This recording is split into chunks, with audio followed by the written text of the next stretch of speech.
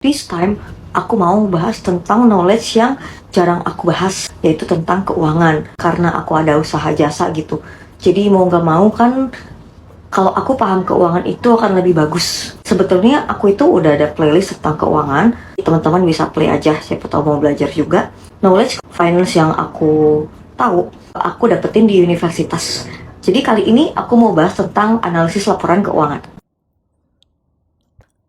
Analisisnya itu dengan time trend analysis, yaitu melihat kinerja perusahaan dari waktu ke waktu, dan peer group analysis, membandingkan dengan perusahaan sejenis yang sama dalam satu industri. Jadi tidak ada cara untuk mengetahui rasio manakah yang paling relevan.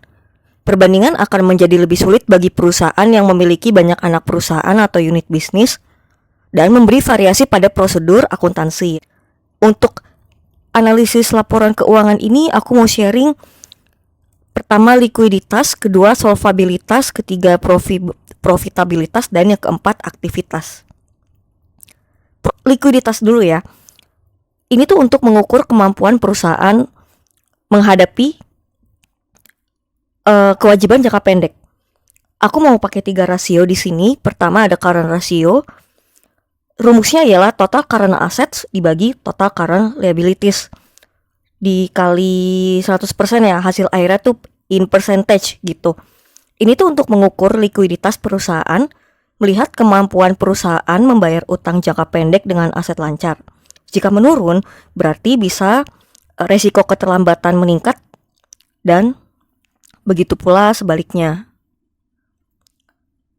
Nextnya ada quick ratio. Rumusnya ialah quick assets dibagi total current liabilities. Jadi cara ngitung quick assets itu current assets dikurang inventories. Ini tuh untuk mengukur kemampuan perusahaan dalam membayar kembali kewajiban lancarnya.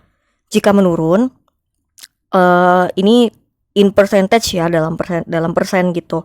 Berarti kemungkinan memiliki lebih banyak hambatan dan begitu pula sebaliknya. Nextnya cash ratio. Rumusnya ialah cash dibagi total current liabilities. Ini untuk mengukur kemampuan perusahaan dalam membayar kembali kewajiban jangka pendeknya dengan kas yang dimiliki.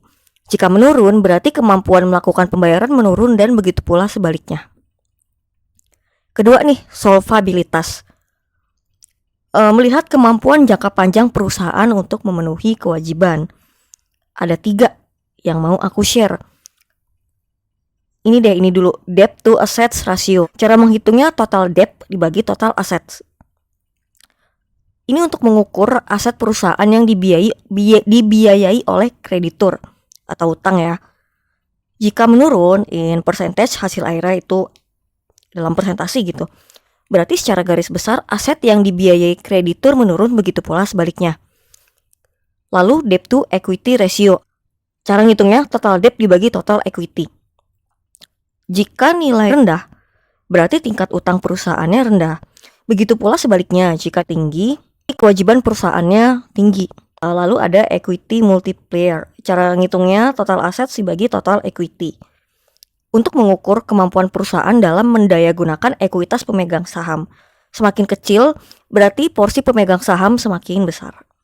Ketiga, profitabilitas. Ini udah jelas ya, namanya aja profitabilitas gitu, profit. So kemampuan perusahaan dalam mendapatkan laba atau profit dari pendapatan. Yang mau aku sharing ini cara ngitungnya pakai net profit margin. Cara menghitung net profit margin ialah net profit dibagi revenue. Jika semakin tinggi, artinya kinerja perusahaan semakin baik, di mana ini berarti kegiatan operasi perusahaan semakin efisien dan begitu pula sebaliknya.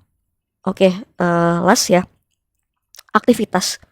Ini tuh untuk mengukur kemampuan perusahaan dalam seberapa efektif mengelola aset. Total assets turnover. Cara ngitungnya revenue dibagi total assets.